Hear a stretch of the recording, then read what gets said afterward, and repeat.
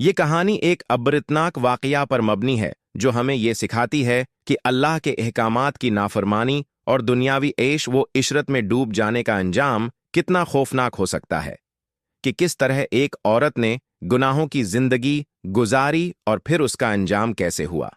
کسی زمانے میں ایک بڑے اور خوشحال شہر میں ریحانہ نامی عورت رہتی تھی۔ وہ ایک امیر خاندان میں پیدا ہوئی تھی اور اس کے پاس ہر وہ نعمت موجود تھی جس کی کوئی خواہش کر سکتا تھا۔ اس کا حسن بے مثال تھا، دولت بے حساب تھی اور لوگ اسے عزت کی نظر سے دیکھتے تھے، مگر اس سب کے باوجود اس کے دل میں اللہ کا خوف اور دین کی محبت نہ تھی۔ ریحانہ نے اپنی زندگی کو مکمل طور پر دنیاوی خواہشات میں جھونک دیا تھا۔ اس کے گھر میں ہمیشہ ناچ گانے کی محفلیں رہتیں، گانے بجانے کی آوازیں آتیں اور ہر وقت دنیاوی لذتوں میں مشغول رہتی۔ وہ نماز نہیں پڑھتی تھی، بلکہ جو لوگ نماز پڑھتے ان کا مذاق اڑاتی تھی۔ وہ روزے کا بھی مذاق اڑاتی تھی اور کہتی تھی، یہ سب دقیانوسی باتیں ہیں، بھوک پیاس برداشت کرنے سے کیا حاصل؟ اس کے لباس بھی بے پردگی کی علامت بن چکے تھے۔ وہ لوگوں کی عزتوں سے کھیلتی، دوسروں کا مال چھینتی اور جھوٹ بول کر فریب دیتی تھی۔ یتیموں اور مسکینوں کی مدد کرنا تو دور کی بات، وہ انہیں اپنے دروازے سے دھتکار دیتی تھی۔ اس کی ماں ایک نیک عورت تھی جو ہر روز اسے سمجھاتی، مگر وہ کہتی، ماں، میں اپنی زندگی اپنی مرضی سے گزاروں گی، مجھے کسی کے واعظ و نصیحت کی ضرورت نہیں۔ دن گزرتے گئے اور ریحانہ گناہوں میں اور زیادہ آگے بڑھتی گئی۔ وہ ہر وقت عیش و عشرت میں رہتی اور اپنی خواہشات کی غلام بنی ہوئی تھی، لیکن اللہ کی پکڑ سے کوئی نہیں بچ سکتا۔ ایک دن اچانک وہ شدید بیمار ہو گئی۔ شروع میں اسے لگا کہ یہ معمولی بیماری ہے، مگر دن بہ دن اس کی حالت بگڑنے لگی۔ جسم کمزور ہونے لگا، چہرہ پیلا پڑ گیا، آنکھوں کے گرد سیاہ حلقے بن گئے۔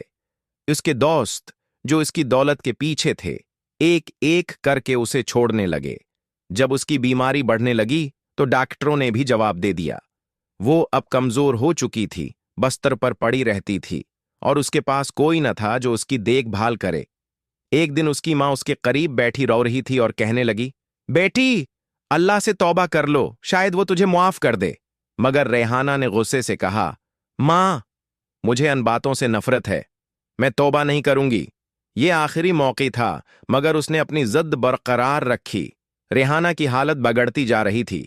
پھر ایک رات جب وہ اپنے بستر پر لیٹی تھی، اچانک وہ زور زور سے چیخنے لگی۔ اس کا جسم کانپنے لگا، اس کی آنکھیں خوف سے باہر نکلنے لگیں۔ وہ دیوار کی طرف اشارہ کرتے ہوئے کہنے لگی، یہ کون ہیں؟ یہ میرے پاس کیوں آ رہے ہیں؟ ان کے ہاتھوں میں آگ ہے، وہ مجھے جلانے آ رہے ہیں۔ اس کے گھر والے حیران تھے، کوئی کچھ سمجھ نہیں پا رہا تھا۔ وہ رو رہی تھی، چیخ رہی تھی اور بار بار کہہ رہی تھی، مجھے بچا لو، مجھے مت لے کر جاؤ، میں ابھی مرنا نہیں چاہتی۔ لیکن اس کی روح انتہائی خوفناک چیخوں کے ساتھ اس کے جسم سے نکل گئی۔ گھر والوں نے جب اس کا چہرہ دیکھا تو وہ خوفناک ہو چکا تھا، جیسے وہ شدید عذاب سے گزری ہو۔ ریحانہ کے مرنے کے بعد اس کے گھر والوں نے جلدی سے اس کی تدفین کی تیاری شروع کی، مگر جو ہوا وہ سب کے لیے ایک بڑی عبرت بن گیا۔ 1. جنازے کا وزن بڑھ گیا۔ جیسے ہی لوگ اس کا جنازہ لے کر قبرستان کی طرف بڑھے، اچانک وہ اتنا بھاری ہو گیا کہ 4 آدمیوں سے بھی نہ اٹھایا گیا۔ لوگوں کو حیرانی ہونے لگی کہ ایسا کیوں ہو رہا ہے۔ 2. قبر سے آگ اور دھواں نکلنے لگا۔ جب قبر کھودی گئی اور جیسے ہی اس کے جسم کو دفنانے کے لیے نیچے اتارا، اچانک قبر سے دھواں اور گرم ہوا نکلنے لگی۔ لوگوں کے چہرے پر خوف چھا گیا۔ 3. زمین نے اس کو قبول کرنے سے انکار کر دیا۔